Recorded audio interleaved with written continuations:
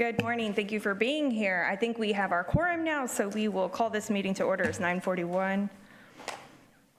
And Ms. Rebecca Huerta, if you will do roll call. Chairwoman Kaylin Paxson. Present. Board members Roland Barrera. Here. Sylvia Campos. Eric Anthu is absent. Brent Chesney. Paulette Guajardo. Present. Gil Hernandez. Here. John Mattis is absent. Mike Pesley. Here. Everett Roy is absent. I understand he's going to come in a little bit later. Connie Scott is absent. Mark Scott. Here. Can we see Mr. Scott, please? Also? Do we have to? Yes. Oh, okay. There he is. Hi. Okay, thank you. Carolyn Vaughn? Here. Okay, we do have a quorum present to conduct the meeting. Thank you, Ms. Rebecca. I will move on to item C, which is public comment. Do we have anybody here that would like to make a public comment? Ms. Rebecca, have you received any? No, ma'am. Okay, thank you so much. Moving on. Item D is our minutes. Are there any corrections to the minutes from the board? Everyone have a chance to look over those? Okay, if none, then I'll entertain a motion to approve. I have a motion and a second. All in favor, say aye. Aye. Any opposed, no. And the motion carries. Item E is our financial report. Good morning. Good morning. Heather Holbert, Assistant City Manager. Wait for the presentation to come up.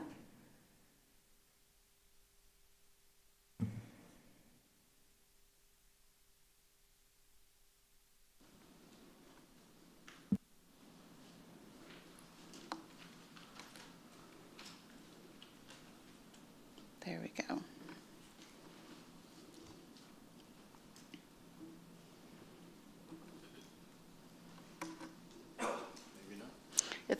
It's, I can see it, it's coming. There we go. It hasn't had its coffee yet. Exactly, it's moving a little slow. So we will be reviewing the financial statements for the period ending April 30th, 2025.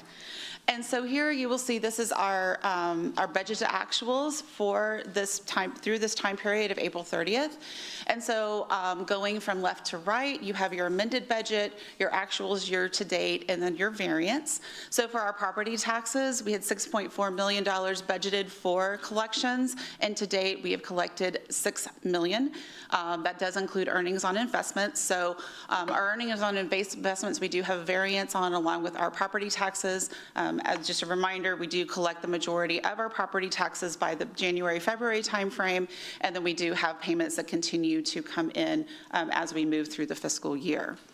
Then if you look at our expenditures, we had a budget of $14.1, almost $14.2 million of expenditures budgeted. To date, we have expended almost $13 million of that. The major expenditures that have been was the funding for the Briscoe King Pavilion, the transfers out to our CIP for our CIP projects, along with our administrative services.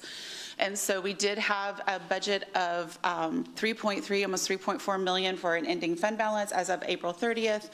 We are sitting at about 4.3 million, which is a positive variance in our ending fund balance to date. So then moving into basically our cash flow, are those funds available for commitments. So we do a 5-year lookout.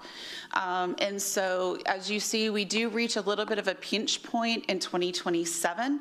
When you look at the commitments that we have to date, along with the projects that have been funded, depending on growth, of course, we do use very conservative growth on our estimated revenues. So we do have a little bit of a pinch point in 27, but then after that, you do see positive fund balance available for commitments. And then these are some of the projects that we have committed to. Right now we have 2 major developers that we're working with and we have commitments to. One is the Lake Padre development and the other is Ashlar or the Whitecap development. And so we do have commitments of about $25.5 million for Ashlar and about 17, almost 18 million for the Lake Padre development. This does show, this is an estimation of when we will start paying on those commitments. A reminder that some of these commitments payments will come from the general funding of the TIRZ. Others will come directly from the increment created by that development.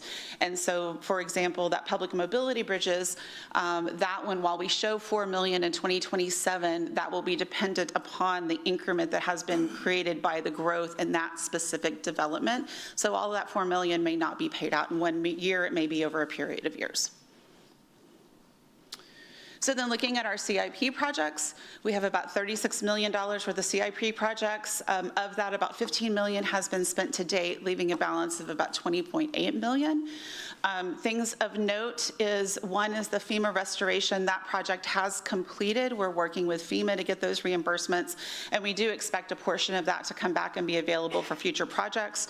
A reminder, we did have to fund some additional funding because we did have some additional expenses. We did go to FEMA. They did, after some back and forth and appeals, they did agree to reimburse us for the full amount, and so part of that will be available for future projects. We are accumulating the funding for the Packery Channel capital repairs. That's being moved on an annual basis over for future needs of Packery Channel. And then we have some of our other things that are going on. Paper streets are of note. We are working on those, and then the Commodore's Park design. So I think that concludes my presentation. I'm available for any questions. Thank you, Heather. Okay, do we have any questions or discussion from the board? No? All right, well, I think that's it. Thank you. Okay, thank you. I have one over here, Mr. Pugsley. Sorry, I didn't see you there. Did I turn you on? Thank you, Madam Chairman. Peter, where are we on the connection of the canals at Whitecap? Right. I know I asked you about this before, and we were working on it. Yeah, we have a multi-pronged plan that includes the PI, POA, the developers, the city.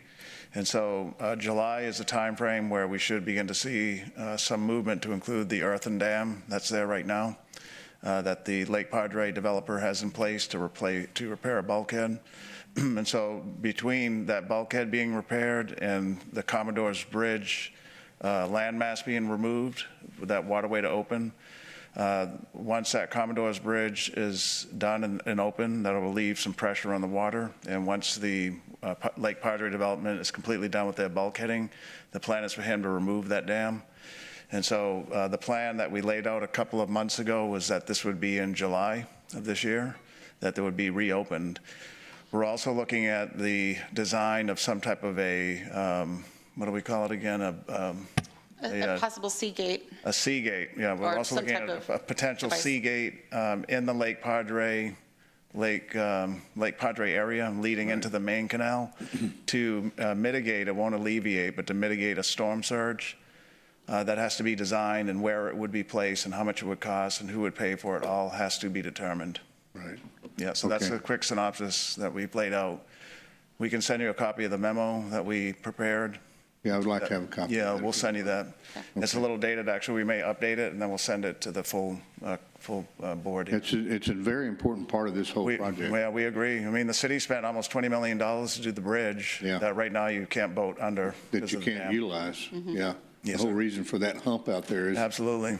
Yeah, Oh, yeah. Okay. Yeah, All right, thank you very much. you're welcome.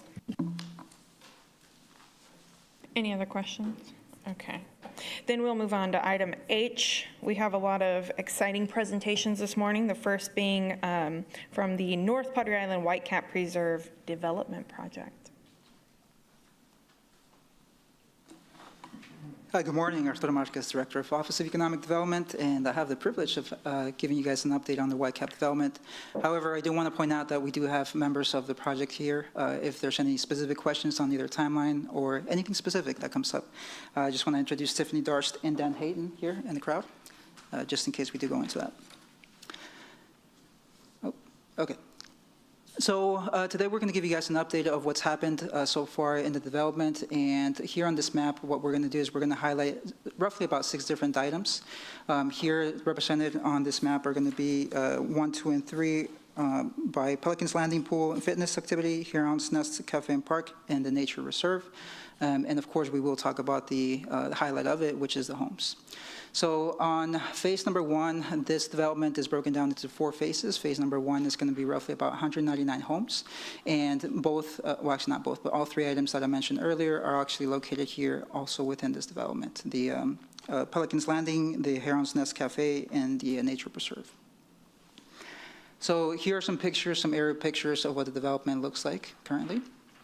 And of course, we do have 5 miles that have been completed of the canals, which connect the Whitecap residents to both the Laguna Madre and of course the Gulf. And this project, of course, has already been completed. And this project not only enhances mobility, but it also improves the water quality of the area. Now, the next thing that the developers are working on is the showcase homes, which are going to be 5 different homes, 3 standalone and 2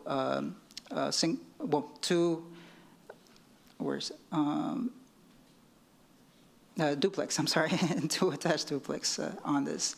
The construction is, of course, ongoing, and it's expected to be completed in the 4th quarter of this year.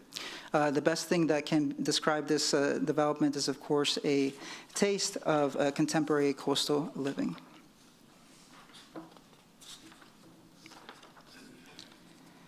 So under phase 1, the amenities, Heron's Nest is, of course, includes the cafe and the community park, and this is expected to be completed in the 3rd quarter of this year. And as you can see up in the picture above, that is the rendering of what it would look like, along with the bottom picture of the current state of the project.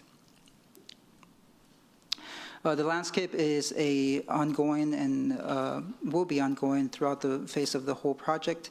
Right now, the development does have the landscaping and hardscaping taking place.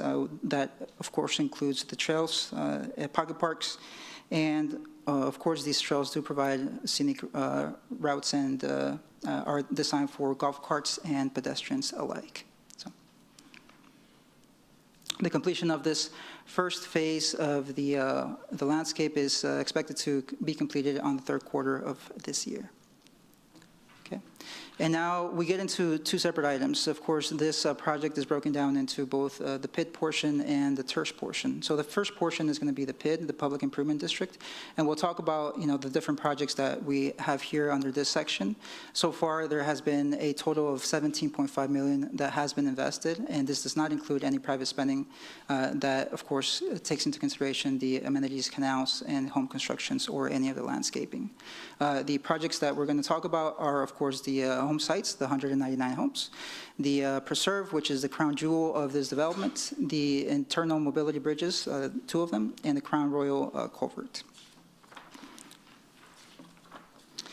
So as I mentioned, this development, the first phase does include 199 homes, and the utility installation and the concrete roadways has already been completed.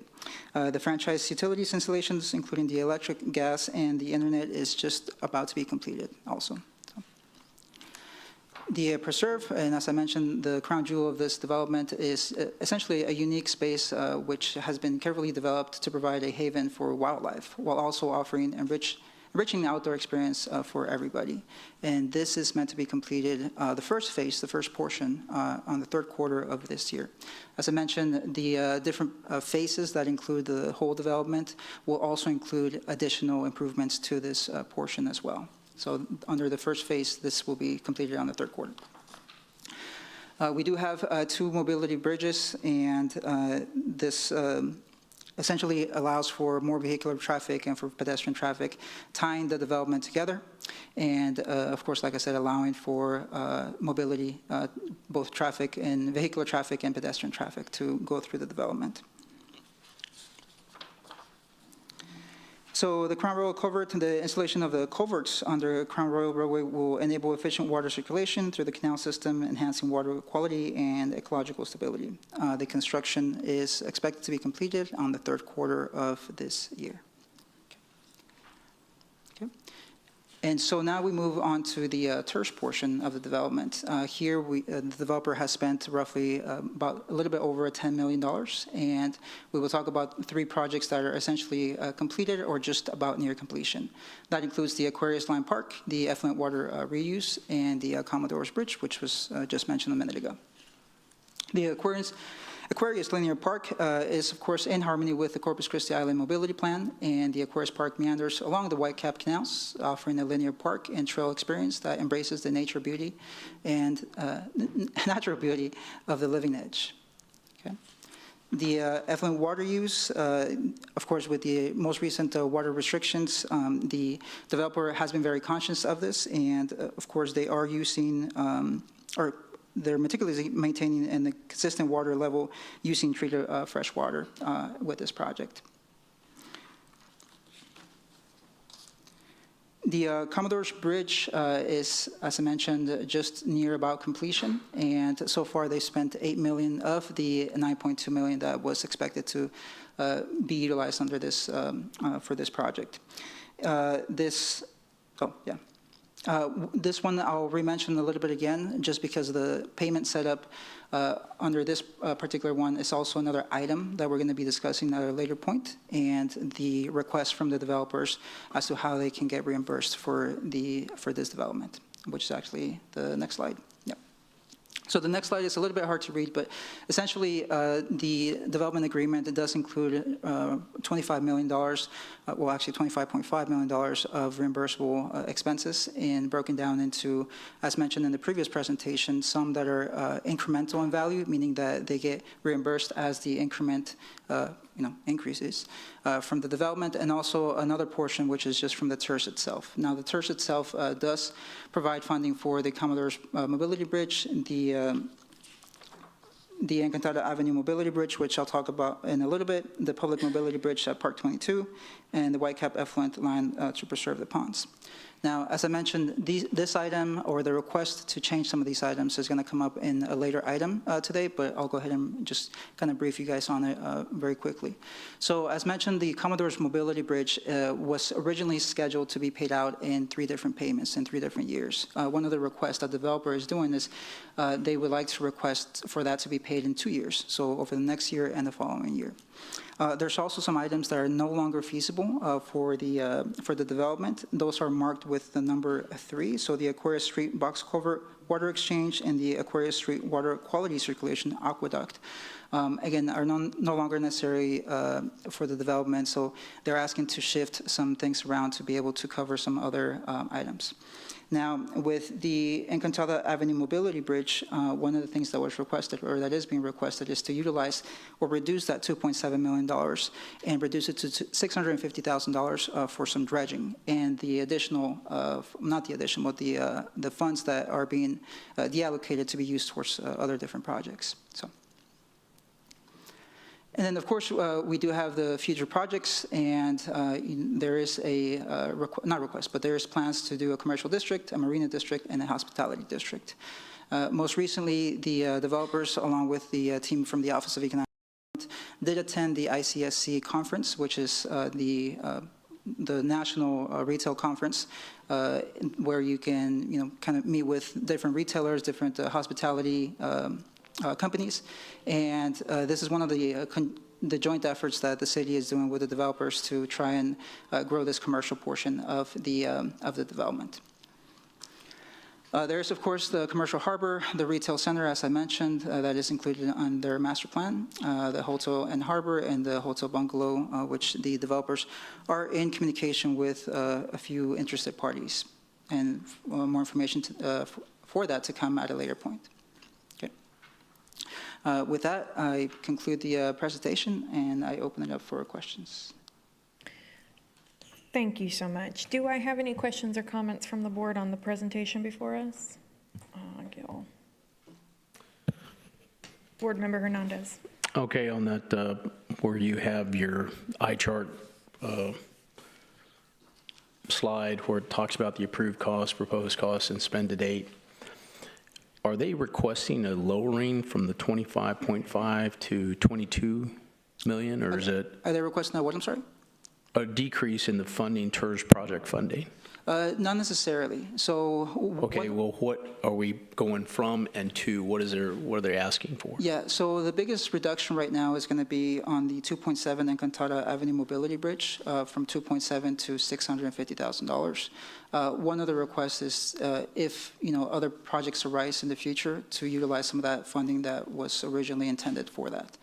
But one of the things that they notice is that the bridge itself is not necessarily feasible. I want to say that's probably the right term, feasible. So, but Feasible as in replacing, or is it not doing the project? I mean, what are you referring to? What does not feasible mean? It doesn't fit with the existing homes around. Microphone. So the Encantada Bridge, when they went in and looked at that originally, it was supposed to be more of a freestanding bridge across the canal to allow for that traffic. When they went in to do the studies on it, there is not enough right-of-way on either side of the bridge to be able to do those approaches like they need to. And so. So when you say they need to, is that to include golf carts or just for vehicle traffic? It was for vehicle traffic, but it was primarily to be able to open up under the bridge for the pass-through of boats and stuff underneath it. Okay, so the right-of-way is, when you say expand the bridge, is there not enough right-of-way laterally, or is it, what do you mean? Like when you increase the Yes, high you level? can't do the approach, basically. Okay, so it's the because of- approach, the issue. Yeah, Okay. because of the way that the private property is on either side of it, there's not enough to be able to do the approach to be able to have that feasible. as it Okay, was so that originally brings the planned. total request down to 22 million currently? I mean, when you take out the Encantada Bridge, or what is it, Yes, well, that also includes the reduction for, because of descoping of the Aquarius Street box culvert. Right. Along with the aqueduct. Okay, so as of right now, it's reducing the amount that they're requesting, but they're hoping to have that available for some other project down the road. We would de-obligate that, decommit that, and then if Okay. they bring projects forward at a future date, then there could be other projects considered, Okay, but so not necessarily within. it still that has to same- come to the board for approval. so- Exactly, okay, exactly, That's yeah. fine, thank you. Board Member Roy. Thank you for your presentation. I just have one request for the future presentations. There's so many really good projects, and one of the things I get people that stop me a lot and say, when is this part supposed to be done? So if you could, in your presentation, I know that a lot of this is depending on the phase, they're in the pre-engineering phase or what phase they're in. But could you just maybe put a little note there to talk about when the projected date that the project's supposed to be completed? Absolutely. Just Yeah. gives us a better idea. Yeah. And that way we can inform people, because I think at least anytime I'm around that area, I get people ask me that all the time. Yeah, most definitely. And also, I'd like to point out that, the presentations usually don't necessarily are very frequent, but I do encourage anybody to follow them on social media. They do have very frequent updates on their social media sites, including LinkedIn and Facebook, where they give updates on, where they are in the construction, what's likely to be the completion date. So because these presentations are not as frequent as we would like, that is a place where, most people from the public can go in there and kind of check really what's going on and some of the cool highlights that are happening. So. Okay, thank you. And I did note that it was brought to my attention that those dates are in some of the things, but I was really looking at the end there. I was really curious about the marina, the yacht club, the marina dry dock storage, and of course the commercial harbor and retail center. I think those are really large components, and I would like to know kind of when those things should be underway and completed. Yeah, for those particular ones, of course, the conversations with the potential investors are underway. So that really depends on, where they are with the negotiations. And of course, the commercial district commercial and the hotel, of course, do require the investment of a private investor. So that really just depends on that conversation. But most definitely, once that, nears the actual closure of the deal, then I'm sure that the developers would like to highlight that as well. All right, thank you. Yep. Thank you. Commissioner Pusley, Board Member Pusley. Thank you. And this may be appropriate for a future presentation as well, and I agree with Council or Board Member Roy in that request. But Obviously, the TIRZ and the city is putting a significant amount of money into this project with respect to everything, including landscaping, and I would like to see, on a go-forward basis, after this project is completed, where we're going to be involved in the maintenance of this development, because especially from the city side, and what we're going to be responsible for, what the TIRZ will be responsible for paying for, what the city's going to pick up the. Sure. So actually, a lot of that is defined within the development agreement, the master development agreement. So the TIRZ would not be responsible for any type, there's not an agreement for maintenance by the TIRZ.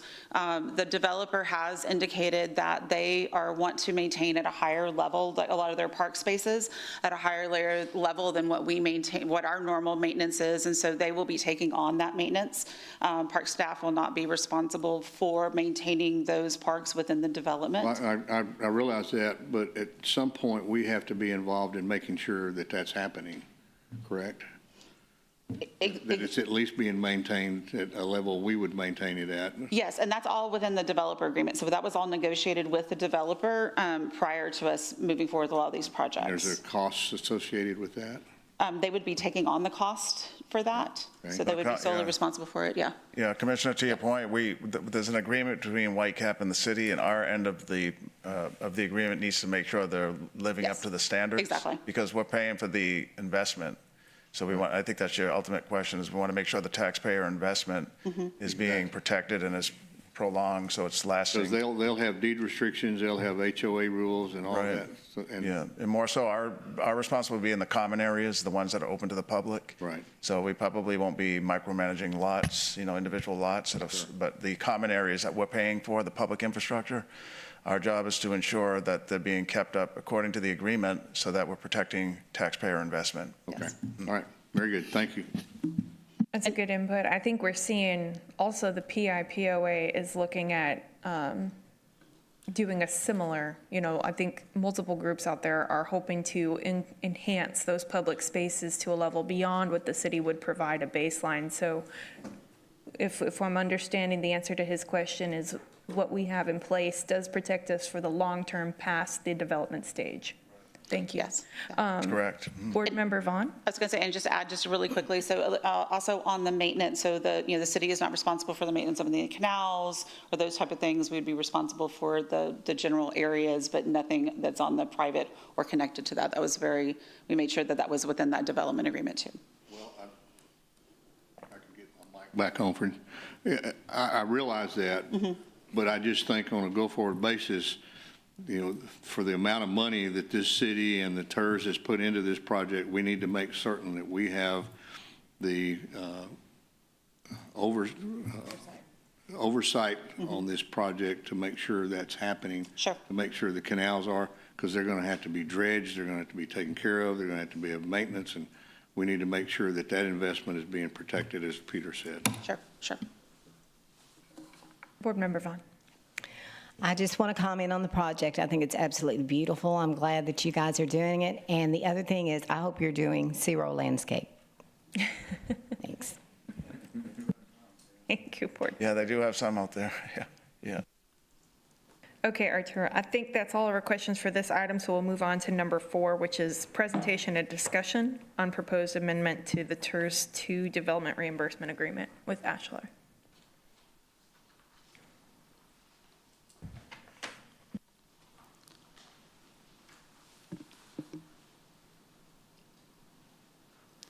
Hi, good morning. Arturo Marquez, Director of Office of Economic Development, and this is a continuation of the last item.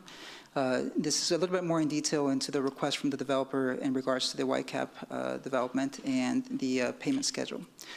So just a little bit of history. Back in 2023, April 2023, the board approved the development reimbursement agreement in an amount not to exceed 11.5 for public infrastructure improvements.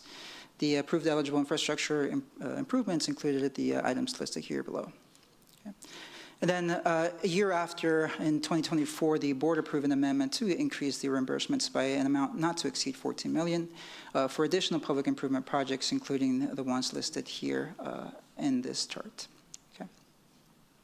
As I mentioned in the previous presentation, all the projects put together equate to $25.5 million in reimbursable improvement projects, which are listed here and, of course, can be found in the previous presentation. Now, as I mentioned, the developer is requesting several different items to be shifted around as far as the payment schedule. The Commodore's Bridge, as mentioned, is expected to be completed by September of 2025. And the current request, or not current request, but rather the current agreement dictates that there is a 3-year payment, equal payment, and what the developer is requesting is to be reduced into 2 years, starting in 2026 and 2027. So what that would do is that would bring a payment of $3.06 million for 3 years down to 2 payments of $4.6 million. And of course, the reimbursement would, of course, be contingent on available funding. So, and also, I just want to mention, just because this is going to come up in a future presentation, we are discussing the budget. So this particular item has not been changed on the budget. So as we talk about the next item, I just want you guys to consider, some of these items, and they're not being reflected because action has not been taken on this particular one. As mentioned earlier, there's also some de-scoping that the developer is requesting. The developer would like to make modifications to the Encantada Bridge project. The original scope did ask or included a bridge with clearance for boat passage. However, this is no longer feasible due to the right-of-way constraints, which was mentioned a little bit earlier. And the discussions are now being focused on the use of box culverts beneath the bridge to ensure the adequate water flow. Another de-scoping projects, I should say, is the developer would like to de-scope the Aquarius Street Culvert Water Exchange Project and the Aquarius Street Water Quality Circulation Aqueduct Project. As the development has been ongoing, the developer has determined that these are will no longer need to be pursued. And as the project continues to develop, the developer may come back with future requests. Again, this is one of those reductions that at a later point, the developer may use those fundings out of the $25.5 million to utilize towards something different. Okay. So that concludes the request from the developer. And for that, I open it with questions. Thank you, Arturo. Is it possible for them to for you or them to give us an update on where we are on those discussions of redefining that Encantada Bridge project, moving it to, we're talking now about box culverts, just to get kind of an update, where are we at on those discussions? For sure. If someone here could speak to that, perhaps. I know, Heather, we've emailed back and forth ad nauseum on that.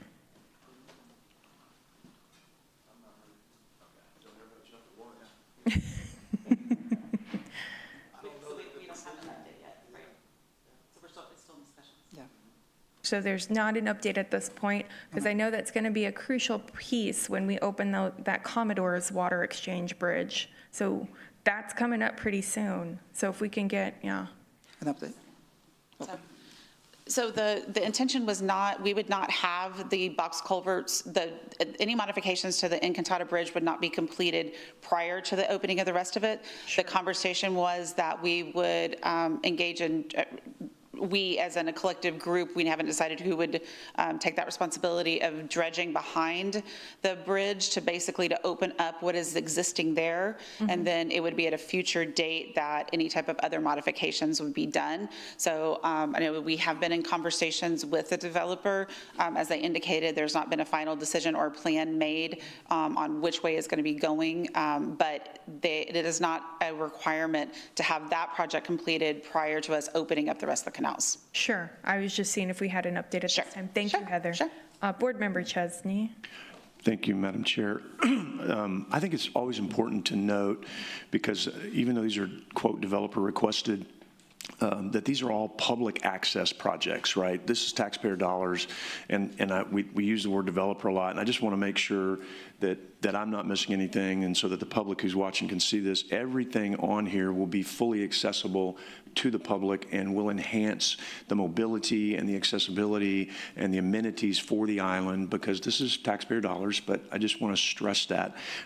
This would be something I would think that the city, and maybe we need to rephrase it, because the city city obviously is agreeing with this, or you wouldn't bringing this forward as a staff. So maybe this is not just a developer request, it's a city recommendation, or it's a staff recommendation, because I think that's just super important, because this is not something that we're doing for this developer. We're really doing this, and I'm glad the developer's doing it, but we're doing this to improve the infrastructure on the island and for the public. And so I think that's really, really crucial in all these projects, that maybe we need to relabel them, because the developer's not really getting anything. We're just helping provide infrastructure to enhance the ability for the developer to develop. But these are all public dollars that are going for public access and for public projects, and everybody in the public will be able to use these. So if that's incorrect, please correct me, but I do think we need to really talk about that a lot when we're talking about these projects. Thank you, Board Member Chesney, and that's a really great point. A lot of what we do is trying to help with the transparency and education of the public of what we're actually doing. So Heather, maybe you can help us with that over this project. When we read these agenda items, we know what we're referencing in the budget and all that, but to Board Member Chesney's point, clarifying, this isn't just assisting a developer. Exactly. We don't want that notion to exist out there. Sure. We love our developers, and we love this growth and economic impact, but the overall picture is the investment long-term in the infrastructure and growth of the island. So, and the area, really the whole city. So that is correct. So you've got several different governing documents that we abide by. One is, the project and financing plan, which lays out what the TIRZ can be used for. And so those projects within the project and financing plan are public projects, it's public infrastructure, it's utilities, it's roads, it's parks, it's things along those lines. So what we do is we enter in, per Commissioner Chesney's comment, is we enter into an agreement with the developer to reimburse the developer for investment in these public infrastructure. So everything that is this $25.5 million, these are all assets that will be used by or open to the public, can be used by the public, that the developer is including within their development.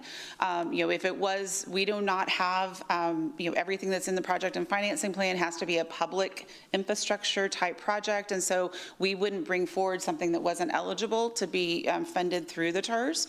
And so while we do talk about it as a developer agreement, it is reimbursing for those public infrastructure that is allowed to be able to use the TIRZ You're absolutely correct. We have all the elements, all the pillars. We've dotted the I's, crossed the T's. Maybe we'll work together a little more on how it's labeled. Our messaging. Right. I think we're just not sending the right message is all I'm trying to say, because this is not, all due respect, this is not for the developer. This is for the public. We are doing this to enhance the island and enhance the public access.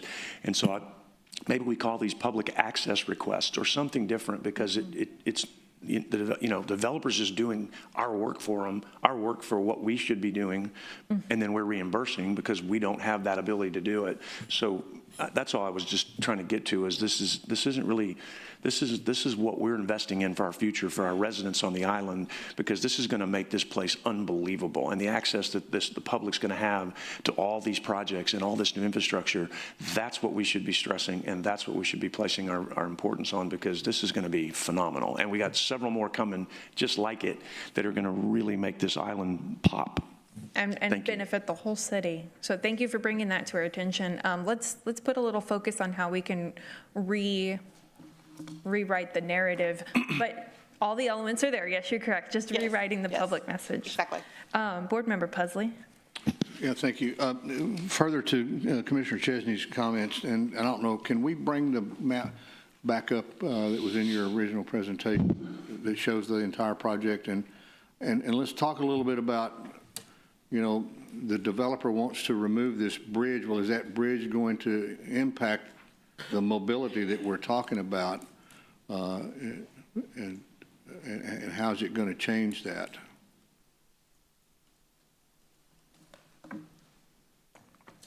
It's actually going to be on the previous. I mean, I've looked at this drawing for a long time, and I don't see any indication of where that's going to take place.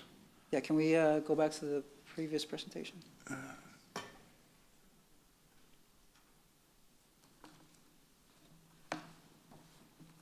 Okay, where is this Encantata Bridge supposed to be located?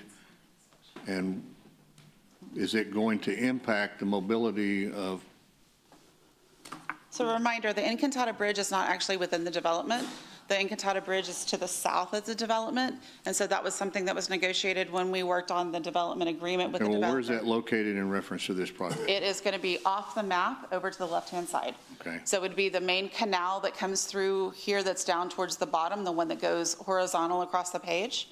It's connecting into that canal further south. Okay, but was that the intention of that and the city's original intention of that, to increase the mobility of people being able to access this? For boat traffic. Well, yeah. So, but we can, but like I said, when we looked at the engineering was looked at, it wasn't feasible to raise the bridge that high to be able to allow for boat traffic. Using a box culvert, we could still have kayak traffic through there. Why was it not feasible? Because of the way the right-of-way is on either side of the bridge. So there, I believe, is a school there. There's some other things. So to get that lift, is my understanding, to be able to allow for that boat traffic to traverse under the bridge, we would need more right-of-way and more ramp into that.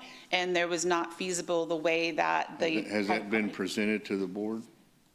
I mean, have we had an opportunity to see that and have a discussion about it? No, we can definitely bring that forward. I mean, this is part of what we're I mean, doing. before we jump off the boat here and, excuse the pun, and, or the bridge. and decide that we want to put box culverts in where we originally had a bridge, why would we not want to take a look at that closely and see what, you know, engineering wise, Sure, we what can we definitely think about that? Sure, we can definitely bring that forward. So just a correction, I mean, we wouldn't use box culverts instead of the bridge. The bridge, we would use box culverts under the bridge instead of, right now, it's a pipe under, flow. But I don't think boats are going to be going through box culverts, are they? No, it would allow, like I said, for kayak type of traffic, but not a large-scale motorboat.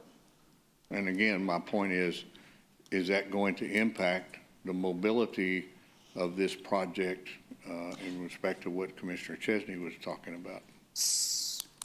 You would basically have to, you'd basically have to, what it was doing is on the far left where you see white cap, you could cut straight through to get into the greater part of the water exchanges. Now Well, and you that's would my have to point. go We ought to be around. having those discussions. I think he's right. What we're doing is essentially saying, yeah, we were told, engineers said it can't be done. Sure, they're the professionals. Yep. But to pause, let's Sure. review all of that. Sure. And we can definitely do that when we bring this back, for more consideration. We can have the engineers here to speak to that. Okay, thank you. Board Member Hernandez. Can you go to your funding page? I'm sorry. Never mind, it wasn't in the presentation, it was in the agenda memo, which thoroughly, I was not expecting, it confused me because you're showing the 25.5 million in projects, but it doesn't say what are the new projects. It just says funding associated with it. So are we approving, what are we approving here?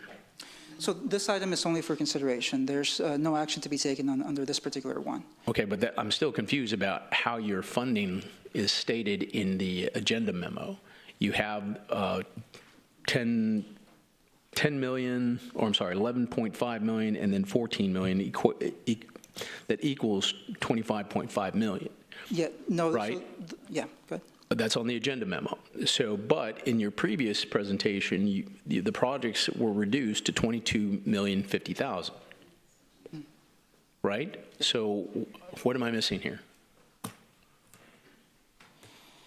Yeah, so the 25.5 is the list of all projects combined. So that is both the ones that are through increment and the ones that are going to be funded through the TIRZ. Okay, we went through that in the sense that, yeah, these were the original projects at 25.5 million. Correct. You had you're not going to be doing the bridge and some other things, so it dropped down to 22,050,000. That's what's proposed with the removal of those projects?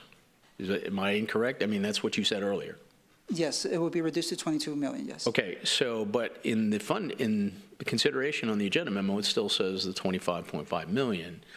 what are we looking at here? I mean, I understand they still want to keep the 25.5 million. That's not a problem. I'm not sure what you're trying to present within that agenda, ma'am. Okay. If I can, IT, pull up the previous presentation on the last item.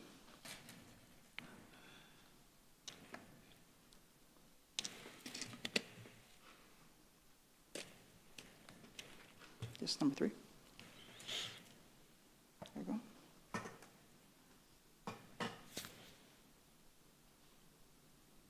Okay, if we can pull that up.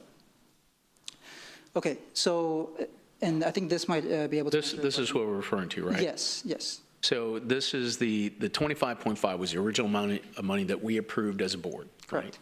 And then, so they had to make some reductions because the bridge wasn't feasible, just like you described, so now it's at 2250, right?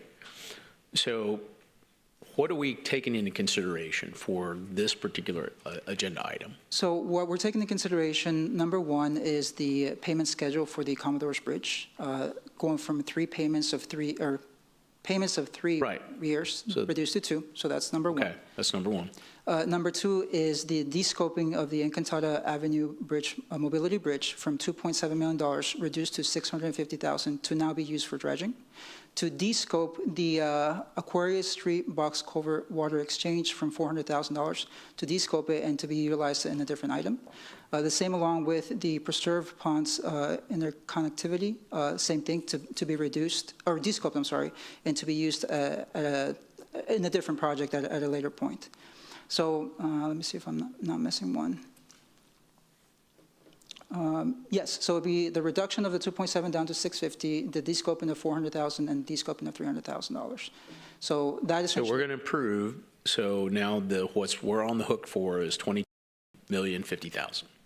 Again, as I mentioned, this particular item is not necessarily taking action just yet. This is to get direction from the board to see if we want to pursue something like this. But essentially. Okay, so, I mean, but like I said, you're saying we are now on the hook for 22 million. Right? Yeah, Councilman, the answer is yes. Okay, Yeah, that's all I wanted to ask. Right, that's the new agreement amount, and it's not being, this is a briefing only, and then next meeting. And so when you come back to us, they're going to add the additional projects, so we'll get it back up to 25.5 million. Or is there a different amount? No. Okay, you're saying one thing, and Heather's gestures are different. Right, but there is no different amount. The 22 would be that. 22 is going to be the new number. Okay. Yeah. And then, All right. but If we can have a little bit easier clarity, understanding that, Yeah. okay, we're on the hook for 22.50, right. 50,000, right? But what Heather, 50,000. yeah, and Councilman, what Heather said is that will be de-obligated, it'll follow the fund balance. But Ashland still may come back with some additional requests in And the that's future. okay. It just wasn't very clear I know. on what you were presenting. Yes, sir. Okay? Okay. So, all right, thank you. Yes, sir, thank you. Board Member Vaughn. A real quick question for Heather. By the way, thank you for being so educated on this subject. You actually know all the answers. Go back to the bridge. Yes. So have engineers already looked at it, and they found that it wasn't feasible? Yes. And what engineers did that? I believe LJA looked at it, and then I know that they worked with our internal engineers too, since it's our bridge. Okay, so we know, and I see what Commissioner Pusley's talking Exactly, about, but yes. my question was, to me, there are no engineers up here unless I don't know something. And so if the engineers have looked at it, I mean, I'm feeling comfortable. I don't think you'd scrap it if you thought you could fix it. You got somebody here. Good morning, Chairwoman and board members. Jeff Coim, LJA Engineering. So we did look at that, and basically what it comes down to get a bridge at the same height of boat mobility as the other bridges, you can't do it because there's a driveway on the northwest corner that conflicts with that. You could certainly build a bridge of some clearance, maybe get boats with no T-top or something like that under there, but it's not going to be the same height uniformly across as the rest of the bridges. And the cost would probably be higher. Correct. Okay, thank you. Yep. And you'd be looking at land acquisition. It gets pretty messy. So, yeah, you bet. Board Member Pusley. Yeah, and I'm not an engineer, but my job is to ask questions. I'm not an architect, but I've questioned architectural things that have come before this, and this committee, we're spending a lot of money out here. We need to make sure that we're doing what we're supposed to do, and these are very good engineers. I know them personally. They've done work for me before, and or worked for this council before. But I think before we go make a decision on something, we should be afforded the opportunity to see what the recommendation is and what their engineering study was based on. Sure. And we can, like I said, we can definitely bring that forward. Board Member Vaughn. And I agree with you, Commissioner Posley. I wasn't commenting on that. It's just the fact I wanted to see if there had been, because I can't imagine them going forward and scrapping it without an engineer report. Yes. Thank you. Yes. Okay, if there's no other discussion on that presentation, then we'll move on to, Arturo, did we just do the last one, presentation on the proposed 25-26 budget? You wrapped that one up, or you have yet to do that one? No, so we still have one more presentation. Item 5, thank you. We flipped back and forth so many times there, I got a little lost.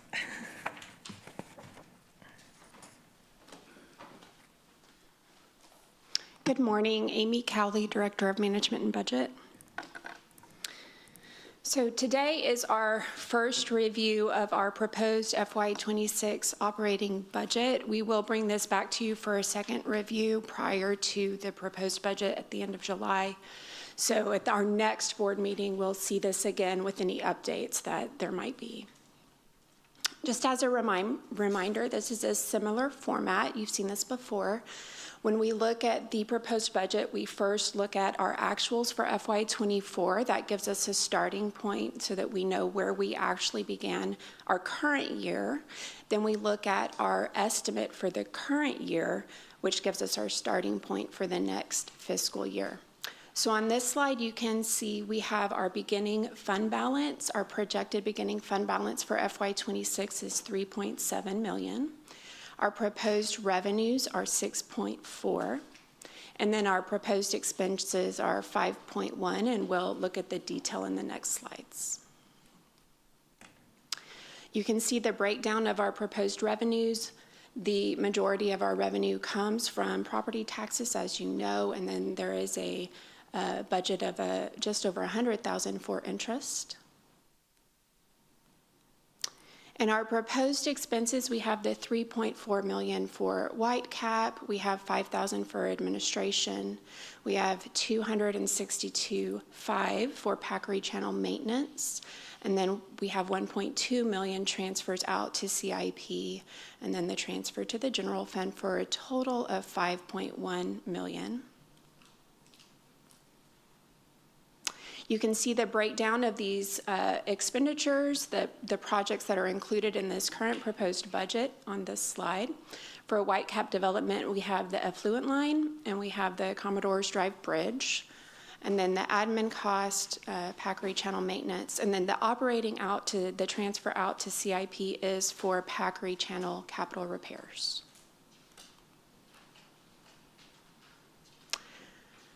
So the ISAC FY26 budget recommendations are shown on this slide. We have a resolution to support the following Padre Mustang Island area development plan projects. So Village Park Skate Park, Packery Channel boat ramp repairs and ADA access, Paper Street development, mobility plan implementation, Whitecap effluent water reuse expansion.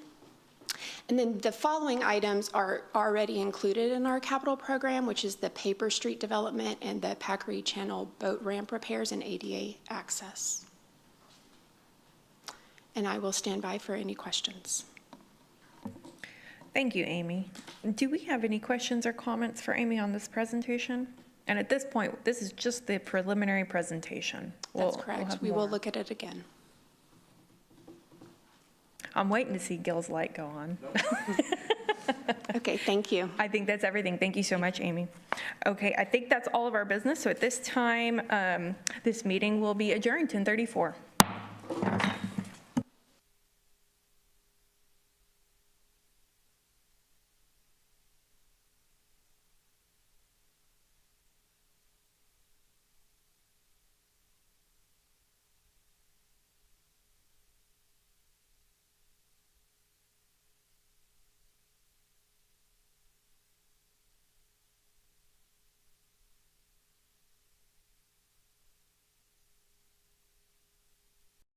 or email.